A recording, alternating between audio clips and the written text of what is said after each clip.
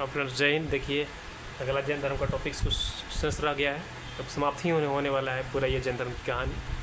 तो देख लेते हैं ये ब्लोवर क्यों हो रहा है यार। देखिए मेरे वॉइस को आप लोग अच्छे से सुनते रहिए, ठीक है, और पूरी कहानी से ही याद हो जाएगा। आप बहुत बड़ा लॉन्ग वीडियो देखिएगा, 10 कम से कम 6-7 घंटा का, तब जाकर जैन धर्म पूरा होगा। लेकिन मात्र ये 1 घंटा के अंदर मेरा पूरा हो जाएगा पूरा जैन धर्म कम्प्लीटली, क्योंकि हम पढ़ चुके तभी पढ़ा रहे हैं, ठीक है। देखिए अगला पूछेगा आपसे कि जैन धर्म के, पूछेगा कि जैन धर्म के, पूरा लिखेंगे नहीं, पूरा सुनते रहिए। जैन धर्म के तीर्थंकरों की जीवनी, जैन धर्म के तीर्थंकरों की जीवनी या जीवन किसने लिखी? तब भद्रबाहु ने। किसने लिखा फ्रेंड्स? भद्रबाहु ने जैन धर्म के तीर्थंकरों की जीवनी लिखी। फिर आपसे पूछेगा कि जैन धर्म को मानने वाले प्रमुख राजा कौन कौन हुए? जैन धर्म को मानने वाले प्रमुख राजा कौन कौन हुए? इनका नाम देखिए इस तरह से। उदयन थे, जिसने पाटलिपुत्र की स्थापना की, उदयन थे। फिर अजातशत्रु थे, अजातशत्रु जिनका नाम कुड़िक था ना, इनका ही नाम कुड़िक था ना, अजातशत्रु थे। फिर थे चंद्रगुप्त मौर्य थे, चंद्रगुप्त मौर्य जिनका मृत्यु स्वर्ण पर गुलाम हुआ था संलेखन विधि द्वारा, ठीक है, चंद्रगुप्त मौर्य थे। फिर खारवेल थे, खारवेल राजा थे जो कि उड़ीसा के थे, ये उड़ीसा के रहने वाले थे खारवेल राजा। फिर चंदेल शासक हुए, कौन हुए फ्रेंड्स? चंदेल शासक हुए। ये चंदेल शासक कहाँ के? तो मध्य प्रदेश के थे। फिर उसके बाद राष्ट्रकूट शासक हुए, कहाँ के? महाराष्ट्र के। फिर इसके बाद आता है उड़ीसा वाले खारवेल हो गए। फिर आता है अमोघ वर्ष के राजा, अमोघ, बहुत गलती लिखते हैं हम, अमोघ क्या लिखा गया यार? अमोघ वर्ष के राजा। अमोघ वर्ष ये राष्ट्रकूट वंश के ही शासक थे, ठीक ना। ये अमोघ वर्ष के राजा। इतने सारे राजाएं जैन धर्म को मानने वाले थे। ये एग्जाम में आता है, ये ऑप्शन दे देगा, उदयन देगा, अजातशत्रु देगा, खारवेल देगा, राष्ट्रकूट देगा। पूछेगा इनमें से कौन कौन जैन धर्म के मानने वाले राजा थे, इनमें से कौन गैप कर देगा, ये पूछेगा आपसे, ठीक है। तो ये तो उदयन आप जानते हैं, अजातशत्रु जानते हैं, खारवेल आपसे मिसमैच हो जाएगा, फिर आपसे अमोघ वर्ष मिसमैच हो जाएगा, राष्ट्रकूट मिसमैच हो सकता है। ये थे जैन धर्म के मानने वाले प्रमुख राजा हुआ करते थे, ठीक है। ओके, यह क्वेश्चन बन गया इनसे। अब अगला क्वेश्चन आपसे यही बनेगा, पूछेगा कि जैन धर्म में हाथी मंदिर कहाँ था? जैन धर्म में हाथी मंदिर जैन धर्म में हाथी मंदिर पूछेगा तो कहाँ था फ्रेंड्स? तब गुजरात में था, कहाँ था? गुजरात में था। फिर पूछेगा जैन धर्म में जल मंदिर कहाँ था? जैन धर्म में जल मंदिर कहाँ था? तब पावापुरी। कहाँ था फ्रेंड्स? पावापुरी में था। फिर पूछेगा आपसे कि मथुरा के जैन मंदिर कहाँ है? मथुरा का जैन मंदिर उदाहरण है। मथुरा का जैन मंदिर किसका उदाहरण है? तो मौर्य काला का उदाहरण है। जो मथुरा का जैन मंदिर था, मौर्य काला का उदाहरण था, जो कि मथुरा में था। फिर आपसे पूछेगा कि महावीर स्वामी के मुख्य शिष्य को क्या कहा गया? महावीर स्वामी के क्या फ्रेंड्स? महावीर स्वामी के मुख्य शिष्य को क्या कहा गया? तो गंधर्व कहा गया। क्या कहा फ्रेंड्स? गंधर्व। क्या कहा फ्रेंड्स? गंधर्व कहा गया। महावीर स्वामी के मुख्य शिष्य को क्या कहा गया? गंधर्व कहा गया। फिर पूछेगा दिलवाड़ा का जैन मंदिर, दिलवाड़ा का जैन, राइटिंग पर ध्यान नहीं दे रहे, ठीक है ना। दिलवाड़ा का जैन मंदिर, फैक्ट्स को याद करना जरूरी है। 5 घंटा 6 घंटा की क्लास मेरे 1 घंटा के अंदर क्लास शुरू किया हुआ है, सब बेनिफिट्स देगा सारे फैक्ट्स को, ठीक है। फिर पूछेगा दिलवाड़ा का जैन मंदिर किसने बनवाया? पूछेगा दिलवाड़ा का जो जैन मंदिर था किसने बनवाया था? जैन धर्म से संबंधित है, किसने बनवाया था? तो वस्तुपाल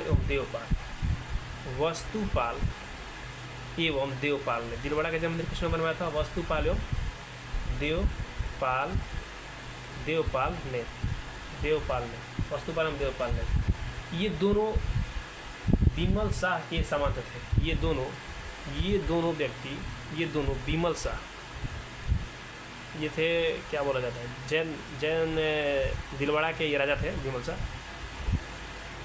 विमल शाह के सामंत थे। कौन? वास्तुपालम देवपाल जो जैन मंदिर का निर्माण करवाया था, ये बीमल शाह के सामंत थे, मैंने उनके ही इथी में रहते थे। ठीक है, अब आपसे क्वेश्चन पूछेगा कि गोमतेश्वर की मूर्ति, गोमतेश्वर, ये सब जैन धर्म संबंधित है। गोमतेश्वर सुनते रहिए, राइटिंग पर ध्यान मत दीजिए। ठीक है, गोमतेश्वर की मूर्ति किसने बनवाया? तो चामुंडा शासक ने, चामुंड्य शासक ने। किसने बनवाया था? चामुंड्य शासकों ने बनवाया था गोमतेश्वर की मूर्ति। ठीक है, जो कि कर्नाटक में स्थित है गोमतेश्वर की मूर्ति। ये जैन धर्म या बौद्ध धर्म के तीर्थक स्थल है, ये दोनों इसमें धर्म है, जैन और बौद्ध। ध्यान रहे, गोमतेश्वर की मृत्यु जैन और बौद्ध दोनों का ही धर्म स्थल है गोमतेश्वर की मृत्यु, जिसने चामुंडी शासक ने बनवाया था। फिर आपसे पूछेगा एलोरा का मंदिर। एलोरा का एकमात्र ऐसा मंदिर है जो तीनों धर्म का स्थल है, जैन, बौद्ध और क्या बोला जाता है, हिंदू धर्म, जैन धर्म और बौद्ध धर्म। पूछेगा कि एलोरा कौन सा मंदिर तीनों धर्म का स्थल है, तो एलोरा का मंदिर, जैन बौद्ध और हिंदू तीनों धर्म का स्थल है एलोरा का मंदिर। ठीक है, अब अगला आपसे क्वेश्चन पूछेगा, पेज खत्म तो नहीं हुआ है अभी ना? नहीं, देखिए अगला आपसे क्वेश्चन हम नेक्स्ट पेज में बताते हैं, कुछ डिफरेंट है, श्वेतांबर और दिगंबर के बारे में बताना है। तो अगला पेज में आपको बता देते हैं, वीडियो पोस्ट कर देते हैं। हाँ फ्रेंड्स, ठीक है, अच्छा वीडियो ब्लोअर हो तो आवाज़ सुनाई दे रहा है ना, आवाज़ सुनते रहिए ध्यान से, काफ़ी बेनिफिशियल रहेगा किसी भी एग्जाम के लिए। सोते टाइम सुन लेना है, बस याद हो जाएगा, 2-3 बार याद हो जाएगा। जैन धर्म से हर एग्जाम में क्वेश्चन पूछा जाएगा तो पूछा जाएगा ही जाएगा, क्योंकि फैक्ट ये बढ़िया है। अब देखिए जैन धर्म का ये लास्ट चैप्टर है, 06 जो पेज हम लिए हैं, ये लास्ट चैप्टर है जैन धर्म का। ठीक है, इससे जो भी जितने भी सारे प्रश्न बन चुके हैं हम बना दिए हैं। और ये देखिए, देखते हैं लास्ट में अस्तर बहादुर के शिष्य क्या कहते थे? श्वेतांबर कहते थे, श्वेतांबर। और भद्रबाहु के शिष्य क्या कहते थे? दिगंबर। दिगंबर का मतलब है कि ये श्वेत, ये नंगे रहते थे, ये क्या कहते थे? नंगे रहते थे। ठीक है, और ये श्वेत वस्त्र धारण करते थे, श्वेत वस्त्र धारण करते थे श्वेतांबर वाले। ठीक है, इनसे देखिए क्या प्रश्न बने श्वेतांबर में। देखते हैं, इसने कहा कि इसमें कहा कि मोक्ष महिलाओं को भी मिल सकता है।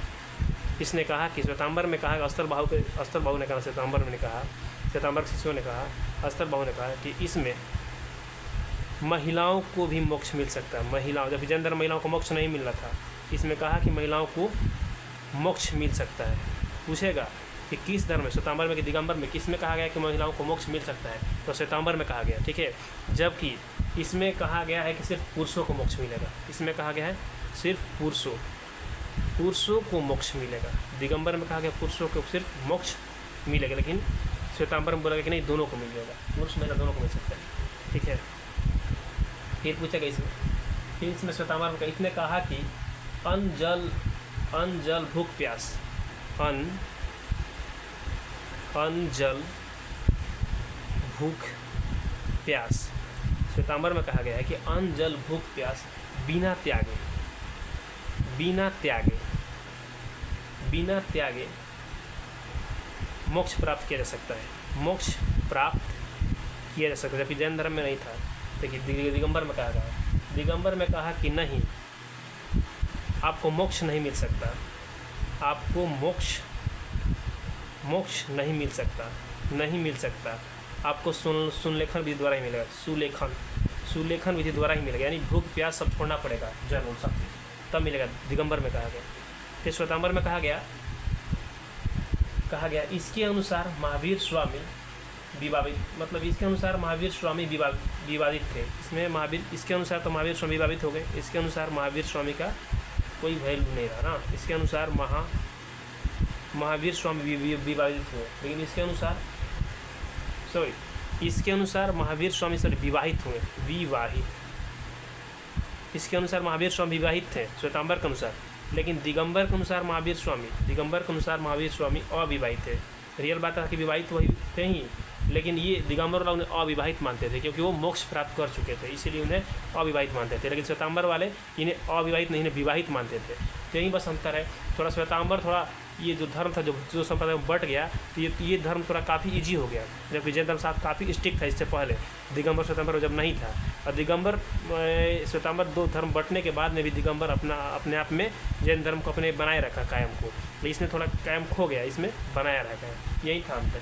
और इसमें यही है कि महिलाओं को इसमें मोक्ष मिलेगा, पुरुषों को भी मिलेगा। इसमें कहा कि नहीं, महिला का मोक्ष नहीं मिलेगा, सिर्फ पुरुषों को मोक्ष मिलेगा। इसमें कहा कि आपको सुनने का भी द्वारा, इसमें कहा कि दिगंबर में सुनने का भी द्वारा आपको भूख प्यास छोड़ना पड़ेगा।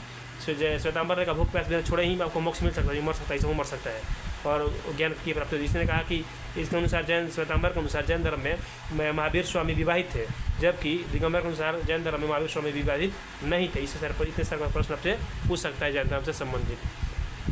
अब देखिए, अब ये कुछ प्रतीक और चिन्ह होते हैं जो कि रटने वाले पार्ट है। जितने समझाने वाला पार्ट है उसे हम कहानी के रूप में बताएं आपको, ठीक है। जैसे पूछेगा कि जैन धर्म में ऋषभ देव, ये रटने वाला पार्ट है, आप खुद से ही किसी बुक के माध्यम से पढ़ते हैं। ऋषभ देव का पहचान चिन्ह क्या है?